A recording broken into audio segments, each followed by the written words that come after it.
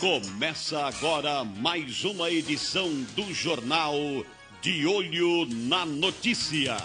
Direção e comentários do jornalista Newton Flora.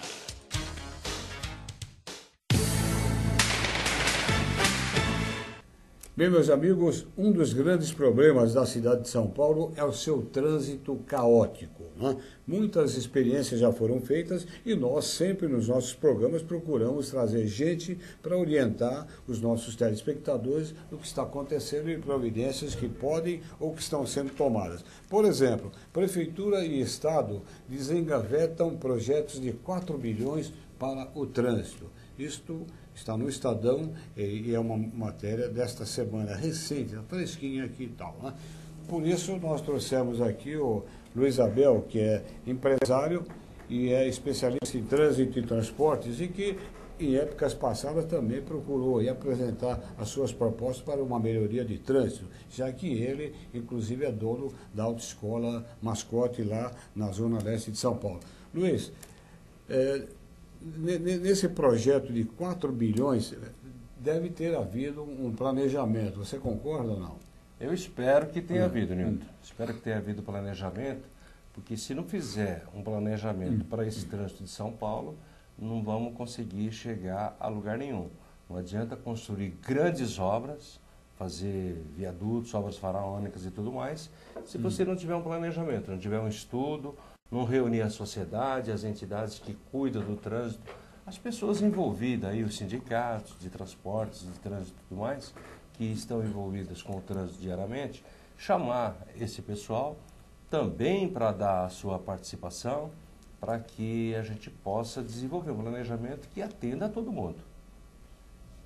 Nós temos exemplos aí que você podia enfocar, Luiz.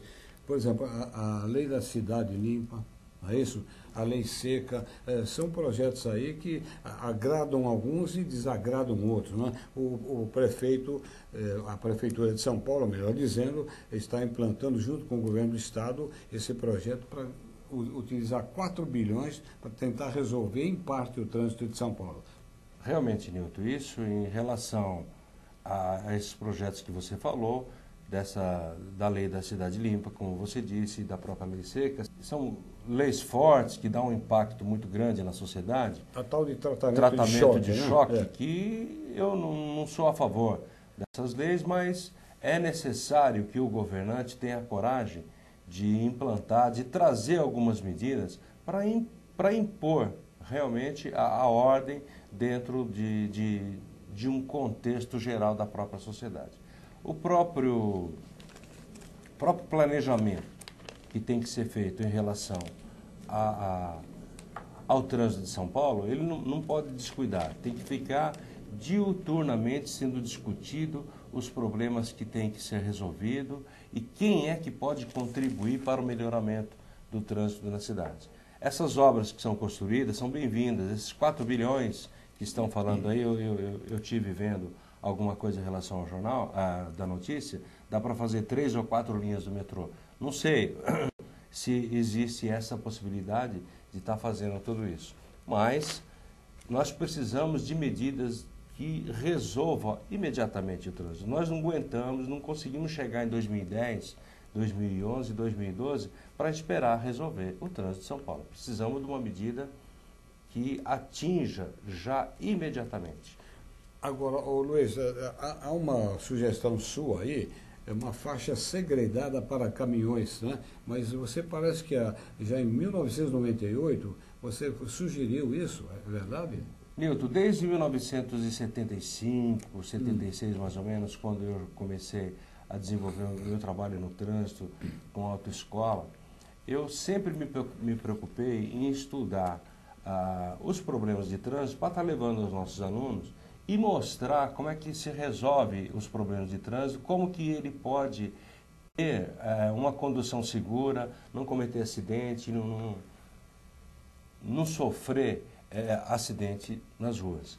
Então, de todo esse tempo, a gente vem estudando, fazendo sugestões aleatoriamente para o DETRAN, para o CT, para o DENATRAN, para o CONTRAN. E uma das sugestões, por volta de 1998, foi justamente duas delas que estão começando a ser discutidas novamente. Uma delas foi o trânsito pela faixa da esquerda da Marginal Tietê. Eu sugeri ao CET que ele estudasse a possibilidade dos veículos de transporte de carga transitar pela faixa da esquerda da Marginal do Tietê.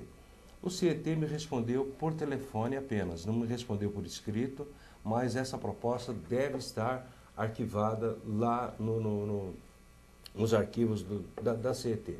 Então, hoje a gente vê a faixa segregada sendo discutida. Então, os veículos de carga pesada transitar pela faixa da esquerda, principalmente pela Marginal do Tietê. Porque os veículos que vêm de Curitiba, do Paraná, daquela região oeste de São Paulo, e vai buscar Santos ou Rio de Janeiro, ele não vai precisar transitar no centro de São Paulo, ele pode transitar tranquilamente pela faixa da esquerda. Ele pega lá no Minhocão e vai sair lá na Ayrton Senna, na Via Dutra, faz um trajeto contínuo, tranquilo, devagar. Diminui-se o limite máximo de velocidade para eles e faça um rodízio de par e ímpar o dia inteiro. Não basta um rodízio até as 10 horas da manhã, porque às 11 horas começa de novo o congestionamento. Aliás, você falou na redução da velocidade, porque você deu um exemplo aí que eu gostaria que você explicasse mais detalhado, de que às vezes num determinado trecho aí onde o motorista está passando, ele desenvolve uma velocidade de 60 a 70 km por hora, aí ele chega, vamos supor, no Vale do Anhangabaú, né, o antigo Vale do Anhangabaú, que agora tem todas aquelas passagens lá, e ele encontra o quê? Congestionamento. Se ele diminuir a velocidade, quando ele chegar no Anhangabaú, ele não vai encontrar esse congestionamento? Explica tecnicamente. Exatamente. Em 98, quando entrou em vigor o novo Código de Trânsito, esse 9.503, a Lei 9.503, na Radial Leste, que é uma via que eu utilizo todos os dias, foi implantada o limite máximo de velocidade de 60 km por hora. Nós não conseguíamos fazer congestionamento, nós não alcançávamos nenhum ponto de entrocamento onde tinha algum núcleo, muitos carros parados. Então nós víamos do Tatuapé ou da Patriarca, lá de São Miguel de Itaquera, vínhamos numa velocidade de 60 por hora e conseguíamos atravessar toda a cidade nessa velocidade. É claro que tinha quase a metade dos veículos que tem hoje, mas não tinha congestionamento, não tinha ponto de parada. A sociedade se organizou, começaram a reclamar que a velocidade era muito baixa. Realmente, naquela época, os 70 km era uma velocidade razoável. Mas hoje a gente percebe que todos os veículos transitam, em média, na faixa de 25 km por hora em São Paulo, dentro da cidade. Então, a minha sugestão é diminuir de 70 km por hora a velocidade máxima estabelecida e baixar para 50, para 60. Vamos fazer uma experiência já, imediatamente. É uma coisa que não traz custo nenhum para ninguém, não são obras faraônicas que vão demorar 4, 5, 6 ou 10 anos para ser construída. E quando terminar de construir, ela já está superada, já está estrangulada. Então, nós podemos tomar uma medida imediatamente, diminuir o limite máximo de velocidade e todos os veículos passarão a transitar a 40, a 50 km por hora e nós vamos ganhar a velocidade dentro de São Paulo. Porque hoje, com a velocidade máxima de 70 por hora, em outros lugares é 80 por hora, que nem no caso da 23 de maio, nós acabamos correndo demais no determinado ponto e ficamos parados 10, 15 minutos em outro ponto, onde tem um semáforo, onde tem uma travessia, um cruzamento qualquer.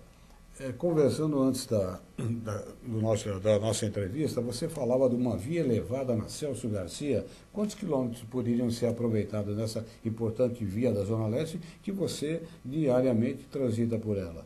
Olha, Nilton, nesse projeto aí que eu estive lendo no Estadão, que falam um investimento de 4 bilhões para fazer diversas obras de São Paulo, está previsto o túnel de uma rua para outra, da Tiradentes até o Aricanduva, na Zona Norte, né, da deputada Emílio Carlos para uma outra região. E então vai transformar a cidade num canteiro de obras, vai esburacar tudo e são obras caríssimas que vai demorar muito tempo para ficar pronta. Quando ficar pronta já está estrangulado, já não serve mais. E durante a construção vai trazer um transtorno muito grande. E às vezes uma única obra, um pouquinho mais arrojada ou muito bem escolhida, ela consegue corrigir o trânsito de determinadas regiões. Uma construção de um viaduto, de uma via elevada sobre a Celso Garcia, nos moldes do Minhocão aqui, do elevado Costa Silva, que todo mundo critica a vida inteira, e eu acho que ele é muito benéfico, ele foi feito na hora certa. Imagina hoje aquela região do Campos Elíseos. A degradação da região, ela tem outros motivos, não é mesmo? Eu sugeri que fizesse, no Minhocão, fizesse uma cobertura. Vamos cobrir o Minhocão para diminuir o barulho, o ruído, o impacto que sofre na região. Escrevi poucas coisas, sugeri para algumas pessoas e é difícil as nossas ideias serem aproveitadas, mas elas estão lançadas. Então, na Celso Garcia, eu sugiro a mesma coisa. É uma via de 7 quilômetros de comprimento, ali não tem árvores, não tem viadutos, não tem ponte, não tem rio, não tem absolutamente nada. E é uma região também que está completamente deteriorada. Ali no Parim, do lado esquerdo, de quem vai pela Celso Garcia, sentido bairro, e do lado direito, que é do lado de cima, o Belenzinho, Tatuapé, está muito ruim aquela região. Então, ela cabe a construção de uma via elevada, de 6,5 metros. Nós podemos, nessa via elevada, fazer uma ciclovia, uma via para motociclista e até, quem sabe, para o pedestre, por sobre a via elevada, em cima da Celso Garcia. É uma via que pode ser construída rápida, ela é retinha e não tem nada a ser desabrigado e indenizar ninguém. Desocupar ninguém. Ô Luiz, você viu que a prefeitura já está fazendo uma alteração aí em diversos locais da cidade de São Paulo, na região central, com relação ao estacionamento. Até a Zona Azul vai acabar. Isso funciona? Você tem também essa consciência que pode resolver alguma coisa? Olha, Nilton, eu acho que a Zona Azul ela é muito boa, ela pode ser feita nos bairros, né? E eu sou a favor de que no centro seja proibido o estacionamento de veículo. O veículo ele tem que ficar na garagem, ele não pode ficar parado, ele atrapalha demais o trânsito, a locomoção das pessoas, tudo deteriora o trânsito com os veículos parados nas ruas. Se pudéssemos tirar os veículos da rua, seria uma grande sacada e nós iríamos perceber que traria um grande progresso para todo mundo. O trânsito fluiria bem, as pessoas poderiam transitar com mais conforto na rua. Poderíamos até deixar uma faixa mais razoável para o pedestre utilizar a rua, porque as calçadas nossas estão totalmente esquisitas, deterioradas, ela não tem uma uniformidade, né? Muita gente se machuca na rua, os velhinhos aí que precisam ficar caminhando nas calçadas não conseguem encontrar o conforto necessário para a gente transitar nas calçadas. Então, uma faixazinha de meio metro, 40 centímetros, nessas ruas onde deixariam de estar estacionados os veículos, poderia ser aproveitado para o pessoal transitar também. Agora, Luiz, como é que esse pessoal que precisa ir para o centro da cidade trabalhar vai chegar no centro da cidade? Porque nós temos aí o metrô, mas o metrô não comporta o mais acúmulo de passageiros, porque você vê na hora de pique aí, do pico, né? O metrô está abarrotado, né? Como é que esse pessoal podia chegar na cidade? É o que está perguntando o nosso telespectador. Olha, Nilton, tudo é planejamento. A sua pergunta ela é muito abrangente e tudo é planejamento. Nós precisamos fazer planejamento e saber realmente o metrô precisa de metrô. Agora, nós precisamos também, onde não tem metrô, por exemplo, na Zona Leste, o trem ele circula de 15 em 15 minutos. Tem que baixar esse trem para 10 minutos, para 5 minutos. Por que não substitui a linha da CPTM, a linha F lá, que abastece São Miguel, Itaim, Itaquaquecetuba? Por que não substitui essa linha por uma linha de metrô? Fizeram algumas estações, algumas reivindicações nossas antiga lá no Jardim Romano, que foi inaugurada agora semana passada, reformaram a estação de Itaim Paulista e outras estações que foram criadas na Vila Mara e tudo mais. Agora, mas o trem continua circulando a cada 15 minutos e você não tem conforto. Esses trens espanhóis, tem alguns lá que circulam. Agora, por que não transformar, não modernizar essa linha do trem? Não precisa gastar 4 bilhões, não é? E pode aproveitar essa linha. Eu não sei como é que está a conjuntura jurídica e política dessa linha, né? Porque hoje ela é privatizada, quem é que explora isso? Então precisaria, justamente, voltamos ao planejamento, estudar a possibilidade de transformar uma linha desse tipo. Do mesmo jeito, aquela que serve Pinheiros, as outras regiões de Barueri, transformar em metrô, porque aí todo mundo vai se beneficiar de forma mais rápida e isso vai impactar nas outras regiões, vai contribuir nas outras regiões.